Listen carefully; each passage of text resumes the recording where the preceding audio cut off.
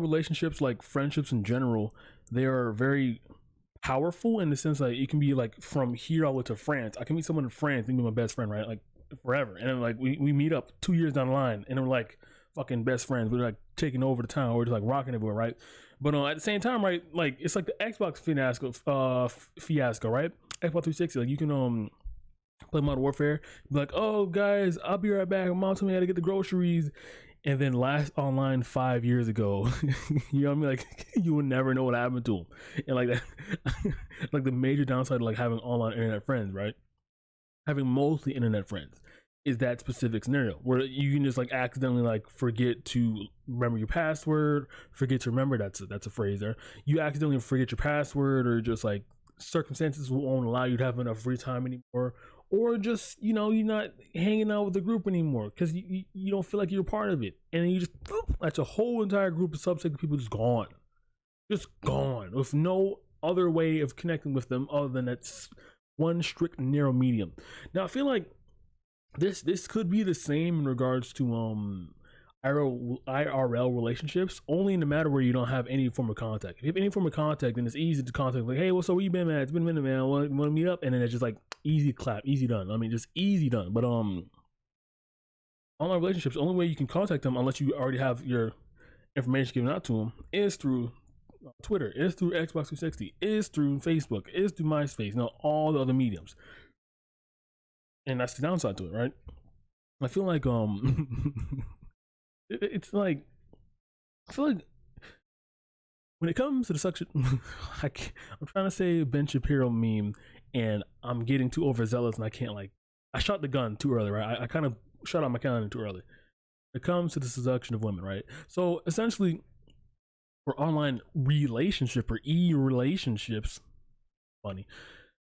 You have to, if you want it to be a serious thing, you have to ground it in like two senses, right? You can't just like be strictly on the medium of like chat room or whatever, because as just I mentioned, you're going to wither away, die, or just the service itself won't be available, or just life picks you up, moves you somewhere else, and you can't have the free time. Like I mentioned before, like that's why like all relationships, like if you are serious about this shit, like whether or not you're trying to smash or just have a like marriage relationship, whatever, you gotta have another form of contact. But the problem with that is, right, here's a catch with that, in regards to like relationships online, not a lot of people are too willing to just hand out their personal information to contact someone when they can just contact them online because they have the information online. Like that takes a lot of trust. So there is no like ideal, the best way to build up trust, get a phone number. Like online, no. Just basically just shoot the shit, right? Just treat them like a normal person. That's the best way to go about any relationship. Just treat them like you would want to be treated. Like don't be condescending, like, oh, you look pretty today, and they'd be like, oh, thanks, and you're like, so let me get them feet pics. Like that's not it doesn't work, because number one, you are manipulating their feelings by having them feel elated, and then that reward system in turn would garner you feet pics from them. Just get out of that. Okay, get out of that entirely. You have to understand, in order to have a stable relationship, if you want a relationship, if you just want to fuck, and I can't help you with that. Okay, I cannot help you just want to fuck. But if you want the trust and relationship part, you have to be willing and able and understanding that the friend building is crucial to that part, right? And being a friend online is very easy. It's very easy to be friends online. It's very easy. All you gotta do is find any common interest and just like dive deep as all fucking to the common interest. You into anime? Boom. There's like 40,000 anime out there. You into Stephen King? Boom. It's like 40,000 Stephen King books. Like it's just like that. That's all it takes. That's all it takes. And then just zip onto the rocket. It's like the same thing with finding real friends. Basically like that, right?